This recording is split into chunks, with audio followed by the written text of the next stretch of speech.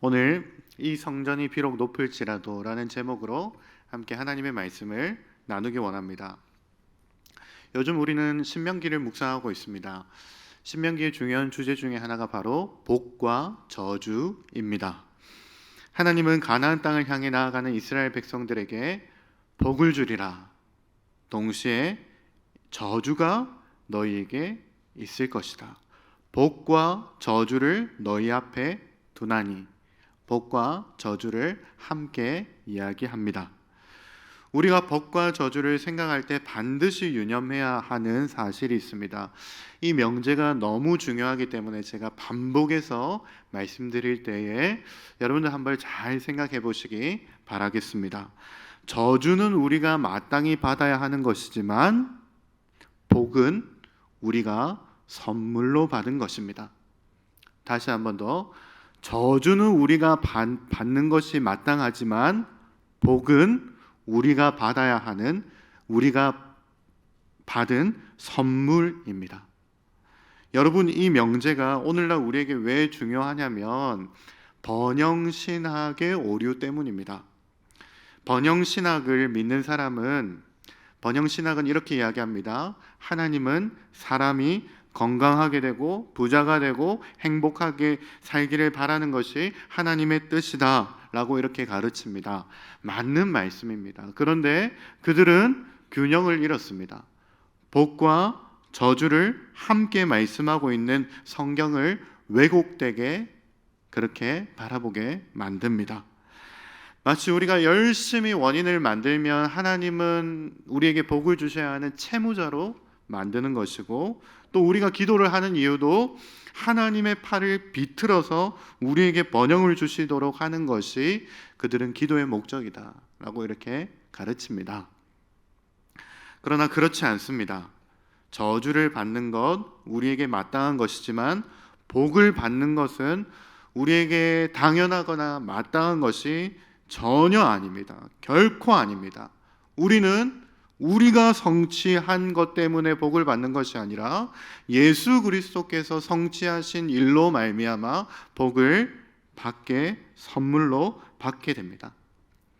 크리스토퍼 라이트는 이에 대해서 이렇게 이야기합니다. 만일 당신이 잘못하면 마땅히 저주를 받아야 한다.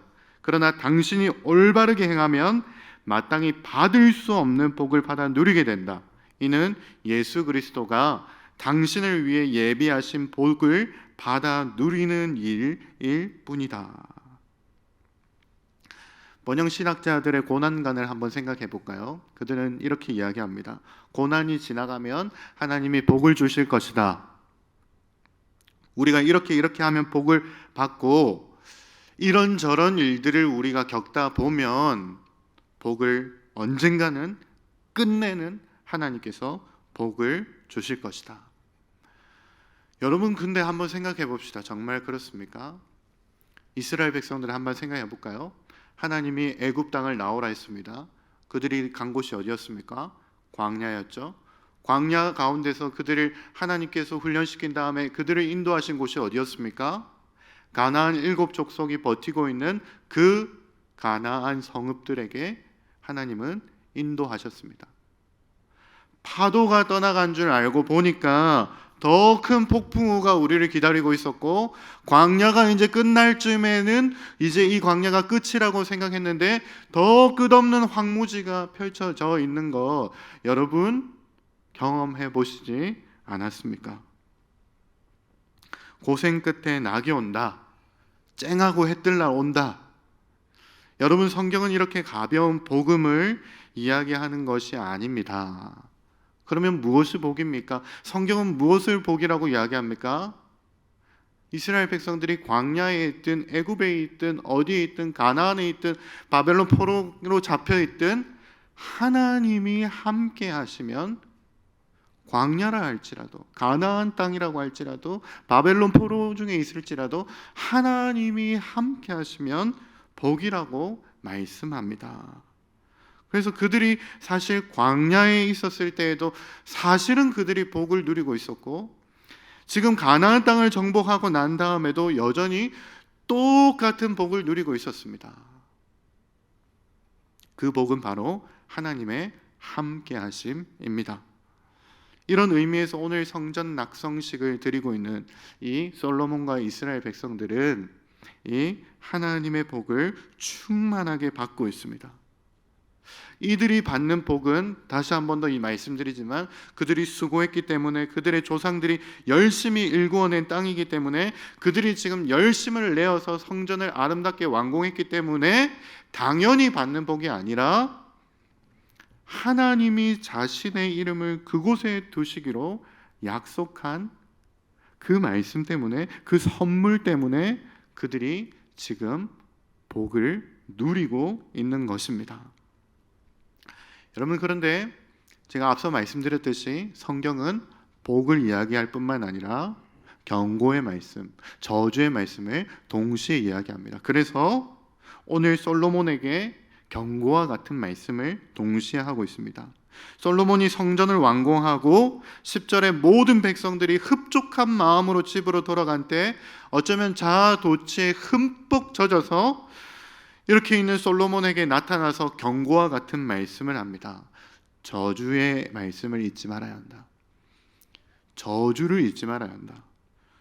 솔로몬이 한번 생각해 보십시오. 성전을 완공하고 아주 멋지게 두 팔을 벌리고 백성들 앞에서 기도했습니다. 하나님, 이곳에서 하나님의 이름을 두시고 백성들이 곤비하고 힘들 때 하늘에서 들으시고 응답하시기로 약속하신 약속을 지켜 주옵소서. 하나님께서 이 솔로몬의 기도대로 이렇게 복을 주시기로 약속하시고, 그리고 곧바로 이어서 이렇게 경고하십니다. 그런데 너희가 만일 돌아서서 내 율례와 명령을 버리면 내가 너희에게 준 땅에서 그 뿌리를 뽑아내고 성전도 다 버려지리라. 이제 막 완공된 성전을 앞두고 있습니다.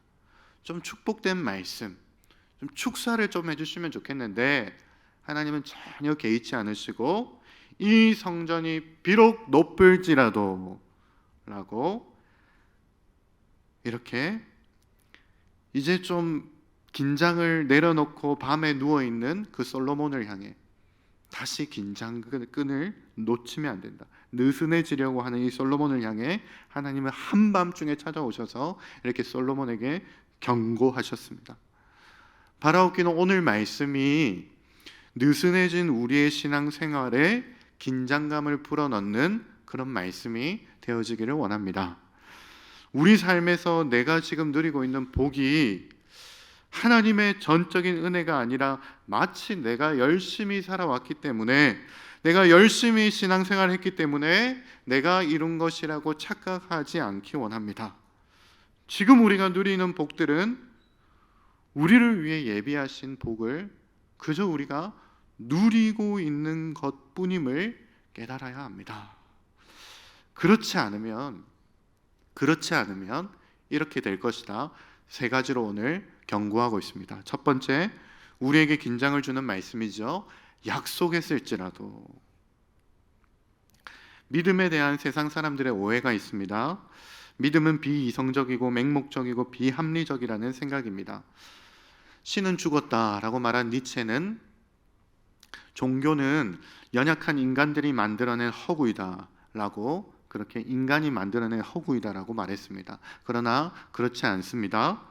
기독교는 그렇지 않습니다.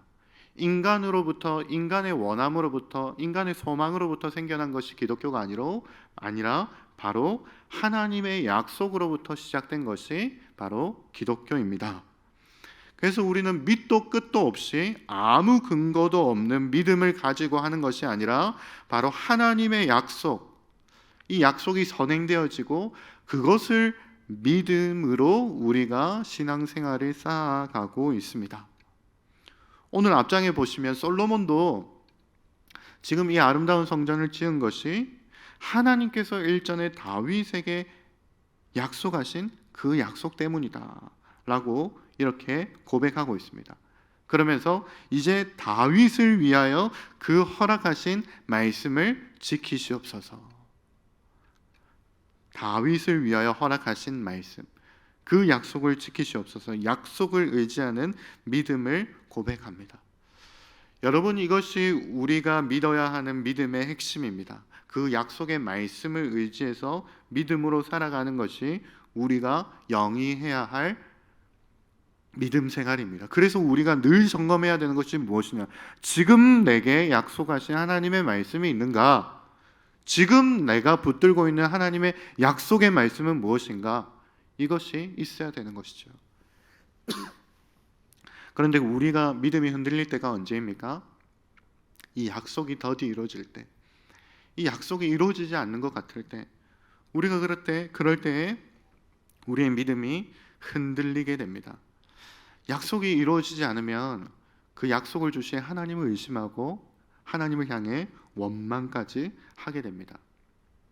그런데 믿음의 조상인 아브라함을 한번 생각해 봅시다. 믿음의 조상인 아브라함, 하나님이 약속으로 주신 이삭, 그 이삭을 하나님께서 바치라고 명령하셨습니다. 이 이해되어지지 않는 시험 앞에서도 믿음의 조상 아브라함은 믿음을 버리지 않았습니다. 어떻게 그렇게 할 수 있었습니까?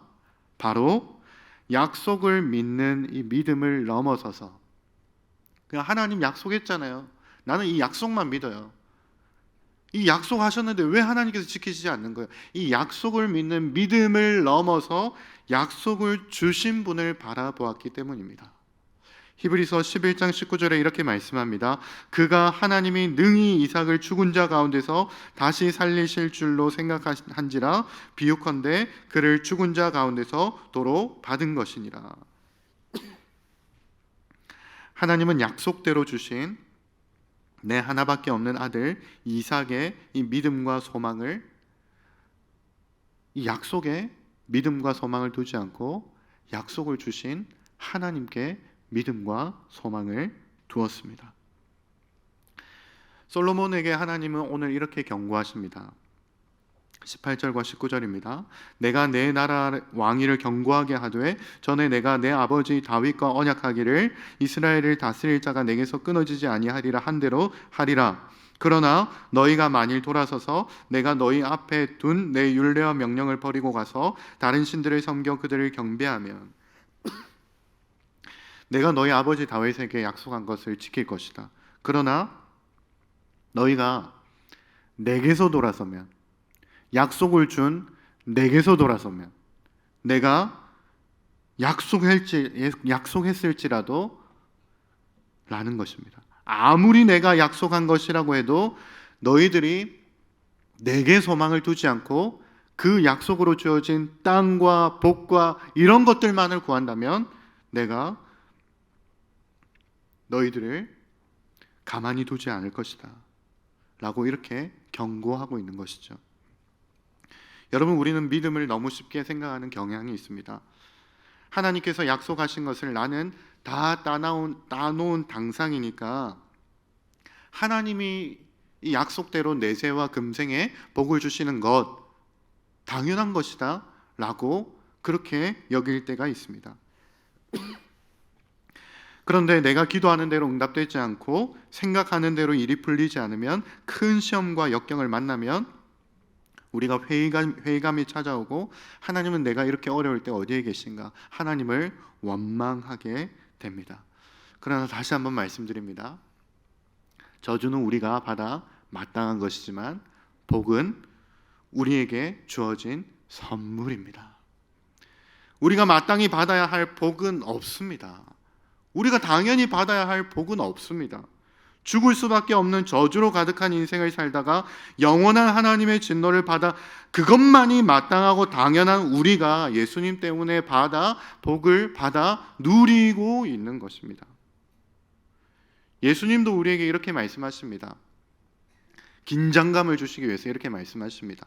나더러 주여 주여 하는 자마다 다 천국에 갈 것이 아니요. 무슨 말씀입니까? 영접하는 자, 곧 그 이름을 믿는 자들에게는 하나님의 자녀가 되는 권세, 이 약속을 주셨지만 주여 주여 하는 자마다 다 금생과 내생의 복을 받는 것은 아니라는 것입니다. 바울도 고린도전서 10장 12절에 이렇게 말씀합니다. 그런즉 선줄로 생각하는 자는 넘어질까 조심하라. 또 자신도 이미 얻었다 함도 아니요 온전히 이루었다 함도 아니라 오직 표대를 향하여 나는 달려가고 있노라. 그러므로 너희는 두렵고 떨림으로 너희 구원을 이루라. 사랑하는 성도 여러분, 우리는 스스로 결코 안전하다고 생각해서는 안 됩니다. 하나님이 안전하게 하신다라고 믿어야 합니다. 우리를 예정하사 미리 아신 바대로 부르시고 의롭게 하시고 영화롭게 하실 것, 이거 다 누가 하시는 것입니까? 하나님이 하시는 것입니다. 그러면 우리가 이것을 잃어버릴 수 있느냐? 그렇지 않습니다. 우리에게 보장된 이 하나님의 약속이 우리에게 달려있는 것이 아니라 하나님 손에 달려있다는 것입니다. 이것을 존 파이퍼 목사님은 이렇게 이야기합니다. 하나님의 은혜가 아니면 지금 당장이라도 우리는 죄를 짓고 지옥으로 갈 수밖에 없습니다. 하나님의 은혜가 아니면 지금 당장이라도 죄 짓는 우리는 지옥에 갈 수밖에 없습니다. 그러니까 우리는 이렇게 기도해야 됩니다. 오늘 이 시간에 이렇게 기도해야 됩니다. 약속을 지키시는 신실하신 하나님, 우리를 긍휼히 여겨 주시옵소서. 하나님 약속하셨잖아요. 약속을 지켜 주옵소서. 이렇게 약속을 붙드는 것이 아니라 약속을 붙드는 것을 넘어서서 그 약속을 주신 하나님을 바라보며 하나님, 우리를 긍휼히 여겨 주시옵소서. 내가 복을 받을 자격이 하나도 없지만 내게 내 삶에 있는 지금 저주와 고통과 아픔과 이런 것들은 내가 받아야 마땅한 것이지만, 그러나 내가 기대하고 소망하고 소원하는 복들은 내가 받아야 되는 것들이 아닙니다. 그러나 하나님, 나를 긍휼히 여겨 주시옵소서. 우리가 이렇게 기도해야 할 것입니다. 두 번째, 우리에게 긴장을 주는 말씀입니다. 내가 너희에게 준 땅이라도입니다. 성경을 관통하는 중요한 주제 중에 하나가 바로 땅입니다. 하나님은 태초에 천지, 그러니까 하늘과 땅을 창조하시고, 그리고 인간의 타락으로 인해서 땅이 저주를 받아서 엉겅퀴를 내게 되고, 인간은 하나님이 지은 땅 에덴 동산에서 쫓겨나게 되었습니다. 그리고 하나님은 이제 아브라함 한 사람을 부르시고 내가 내게 보여줄 땅으로 가라. 창세기 12장 1절에 여호와께서 아브라함에게 이르시되 너는 너의 고향과 친척과 아버지의 집을 떠나 내가 내게 보여줄 땅으로 가라. 하나님은 아브라함을 부르시고 이 약속의 땅으로 가라 라고 이렇게 말씀하셨고, 그리고 이 말씀대로, 이 약속대로 이스라엘 백성들은 이제 이 가나안 땅에 입성하게 되었습니다. 낙원을 잃어버린 사람들이 실낙원이라고 하죠. 낙원을 잃어버린 사람들이 복낙원, 이 낙원을 회복하게 된 사건입니다. 하나님께서 약속하신 대로 솔로몬 시대에는 단에서부터 브엘세바까지 이 아브라함과 이삭과 야곱에게 주신 약속이 온전히 성취되어졌습니다. 그러나 구약이 여기서 끝나는 것이 아니죠. 땅을 선물로 받았지만 이 땅에서도 아담과 똑같은 죄를 범하고 살아가고 있는 이 이스라엘 백성들을 가만히 두지 않고 내가 너희에게 준 땅이라고 할지라도 그 땅이 이 백성들을 토하게 되는 그런 것을 이스라엘 백성들이 경험하게 됩니다. 여러분, 이스라엘 백성들이 쫓겨났다라는 말은 단순히 집에서 쫓겨났다, 이 도시에서 쫓겨났다, 단순히 그 정도가 아닙니다. 이스라엘 백성들에게 하나님의 약속의 땅은 무엇이냐면 바로 하나님의 임재가 있는 곳이고, 그리고 하나님께서 복을 주시는 곳입니다. 그러니까 그들이 땅을 잃어버렸다는 것은 하나님의 임재를 잃어버린 것이요, 하나님의 복을 그들이 잃어버렸다는 말씀입니다. 오늘 솔로몬에게 하고 있는 경고의 말씀도 바로 이런 말씀입니다. 다시 한번 20절에 이렇게 말씀합니다. 내가 너희에게 준 땅에서 그 뿌리를 뽑아내고 내 이름을 위하여 거룩하게 한 이 성전을 내 앞에서 버려 모든 민족 중에 속담거리와 이야기거리가 되게 하리니. 내가 너희에게 준 땅에서 뽑아내고, 너무나도 두렵고 떨리는 경고의 말씀입니다. 하나님의 임재가 있고 하나님의 복이 가득한 그곳에서 뽑아내고, 너무나도 무서운 저주의 말씀입니다. 생각해 보십시오. 어린 자녀에게 부모로부터 받을 수 있는, 어린 자녀가 생각했을 때 부모에게 받을 수 있는 가장 큰 체벌은 무엇이겠습니까? 바로 엄동설 안에 따뜻한 옷 하나 입히지 않고 집 밖으로 내쫓고 나가서 한번 살아보라 라고 하는 것, 어린 자녀에게는 가장 큰 벌일 것입니다. 마찬가지로 하나님께서는 이 너무나도 무서운 저주를 하나님의 약속의 땅에서 쫓아내겠다, 뿌리를 뽑아내겠다, 너무나도 무서운 말씀으로 솔로몬에게 경고하고 있습니다. 성도 여러분, 이 약속의 땅은 하나님의 임재의 상징이요 하나님의 복의 상징이 있는 곳이 바로 약속의 땅입니다. 그러면 여러분들에게 오늘 이렇게 묻고 싶습니다. 여러분들은 하나님의 임재가 있는 곳에 거하고 계십니까? 하나님의 임재가 느껴지지 않고 있다면, 하나님의 충만한 임재가 어느 때에 내게 임했는지 느껴지지 않는다면 우리는 정말 심각한 영적 안전 불감증에 빠져 있는 것입니다. 그래서 오늘 우리가 이 시간에 이렇게 기도해야 될 것입니다. 하나님의 임재를 회복시켜 주옵소서. 시편 73편 28절에 보면 하나님이 가까이 함이 내게 복이라. 내게 복은 다른 것이 아니라 바로 하나님 당신이신데, 하나님이 아니면 아무 소용이 없는데 하나님 임재하여 주옵소서. 지금 이스라엘 백성들이, 하나님의 백성들이 이 하나님께서 주신 약속의 땅에서 뽑혀져서 하나님의 임재를 경험하지 못하고 있는 것처럼 우리도 지금 그렇지 않습니까? 하나님 우리를 긍휼히 여겨주시고 하나님의 임재를 회복시켜 주옵소서. 우리가 두 번째 기도해야 할 제목입니다. 세 번째, 우리에게 긴장을 주는 말씀입니다. 이 성전이 비록 높을지라도입니다. 유대인들을 한번 생각해 봅시다. 유대인들의 신앙은 성전 중심의 신앙생활입니다. 성전의 역사가 곧 그들의 역사이고 그들의 역사는 곧 성전의 역사입니다. 그래서 그들은 역사를 나눌 때 제1성전시대, 제2성전시대, 헤롯 성전시대라고 불리기를 좋아합니다.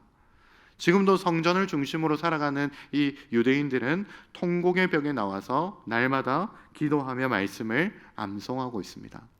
왜 통곡의 벽이라고 부릅니까? 유일하게 남은 이 제2성전, 유일하게 남은 이 성전이 다시 회복되어지기를 통곡하는 마음으로 그렇게 기도하고 있기 때문입니다. 유대인들이 이렇게 성전에 목을 매는 이유는 바로 솔로몬 성전 시대, 그러니까 제1성전 시대에 주어진 이 하나님의 약속 때문입니다. 하나님은 이 성전에 두 가지를 약속하셨습니다. 첫 번째는 내가 내 이름을 그곳에 두겠다. 두 번째는 이곳에서 너희들이 기도하면 내가 응답하겠다라는 복을 주셨기 때문입니다. 솔로몬이 고백한 것처럼 하늘의 하늘들이라도 하나님이 계신 곳을 용납하지 못하지만 하나님께서 이곳에 이름을 두시기로 약속하셨사오니 이곳이 얼마나 복된 것인지 그렇게 고백하고 있고, 또 솔로몬은 백성들이 죄를 지어도 돌아와서 이곳에서 회개하고 기도하며 하나님께서 응답하여 주옵소서, 응답하실 것이다 라고 이렇게 백성들에게 그리고 하나님께 고백하였습니다. 또 유대인들의 또 정치적인 면으로 보면 다윗 솔로몬으로 이어진 제1성전 시대, 막강한 이 군사력과 막강한 이 시대를 영위했던 이 시대를 회복하고자 하는 열망, 이 정치적인 열망 때문에 그들은 지금까지도 성전에 목을 매고 있습니다. 그런데 예수님은 이 성전을 보시고, 정확하게는 스룹바벨 때 재건된 제2성전을 보시고 이렇게 말씀하셨습니다. 돌 하나도 돌 위에 남지 아니하고 다 무너지리라. 제자들은 어리둥절했습니다. 제자들은 이 성전의 아름다움을 함께 예수님께서 칭찬해 주시리라 생각했을 것입니다. 그러나 예수님의 반응은 전혀 달랐습니다. 어떤 역사학자들은 이렇게 이야기합니다. 역사 속에서 인간은 계속해서 성전을 짓고 하나님은 성전을 계속해서 허무셨다. 하나님께서 오늘 솔로몬에게도 이렇게 말씀하십니다. 이 성전이 비록 높을지라도 그리로 지나가는 자마다 놀라 이르되 여호와께서 무슨 까닭으로 이 땅과 이 성전에 이같이 행하셨는고 하면, 그리고 하나님의 이 말씀대로 BC 586년에 바벨론에 의해서 예루살렘 성전이 무너지게 되었습니다. 그런데 사람들은 끊임없이 이 솔로몬의 화려한 성전을 생각하면서 다시 성전을 짓고 다시 성전을 짓고, 심지어 헤롯 대왕은 자신의 정치적인 야망 때문에 성전을 증축하고 사람들에게 헤롯 성전이라고 그렇게 부르게 했습니다. 여러분, 그러면 오늘날 우리들이 세워야 하는 성전은 무엇일까요? 예수님께서 성전을 보시며 또 이렇게 말씀하십니다. 이 성전을 헐라 내가 사흘 만에 다시 일으키리라. 무엇을 예표하는 것입니까? 바로 예수님의 몸을 예표하는 것입니다. 예수님은 자신의 몸을 가리켜서 성전이라고 이렇게 말씀하셨습니다. 우리가 세워야 하는 성전 무엇이냐면 바로 예수 그리스도입니다. 그래서 우리가 이렇게 마지막으로 기도해야 됩니다. 비록 내가 쌓은 화려하고 높은 성전이라도 예수님 앞에 다 무너지고 예수님만 세워나가는, 예수님만 건축해 나가는 내 삶이 되게 하여 주옵소서. 우리가 이렇게 기도해야 될 것입니다. 말씀을 맺기 원합니다. 번영신학, 다시 말해 내가 열심히 신앙생활하면 하나님께서 내게 건강과 물질과 행복을 주셔야 한다. 비록 지금 고난이 있더라도 잘 극복하면 반드시 나는 복을 받을 것이다. 이런 생각에 머물러 있는 신앙 결코 안전하지 않습니다. 언제 무너질지 모르는 성전과 같은, 너무나도 무서운 성전의 운명과도 같습니다. 그러나 우리는 저주를 받아 마땅하지만 복을 선물로 주시기 위해 오신 예수님, 이 약속의 성취자시며 이 약속의 땅, 그리고 하나님의 임재가 가득한 이 약속의 땅 임마누엘, 이것을 우리에게 알려주시기 위해서 오신 성전 되신 예수님, 그분께만 우리의 삶을 맡기면 우리의 삶이 안전합니다.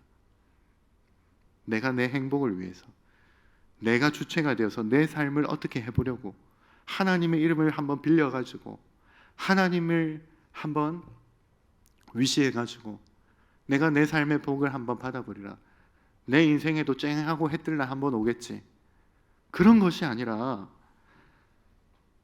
우리에게 약속으로 오신 하나님의 임재가 가득한 그 임마누엘 되신 그 예수님, 그리고 성전 되신 예수님, 그 예수님이 우리에게 충만하게 되는 것.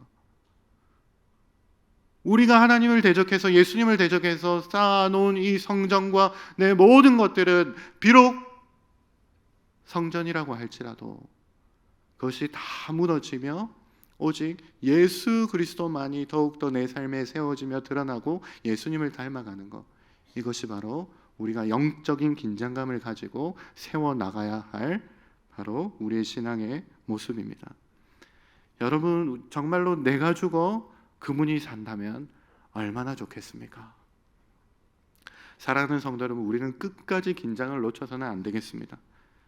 언제 내가, 그거 내 약속이지, 그거 내 땅이지, 그거 내 성전이지, 언제 우리가 그렇게 우기게 되었습니까? 언제 우리가 청지기인데 내 삶의 주인이 되어버렸습니까? 오늘 하나님께서 이렇게 말씀하십니다. 비록 이 성전이 높을지라도, 이 하나님의 엄중한 경고 앞에 우리의 신앙을 점검하며 불현듯 우리 주님 오시는 날에 예수님으로 옷 입고 준비된 신부의 모습으로 주님을 맞이하게 되시는 저와 여러분들이 되시기를 예수님의 이름으로 축복합니다.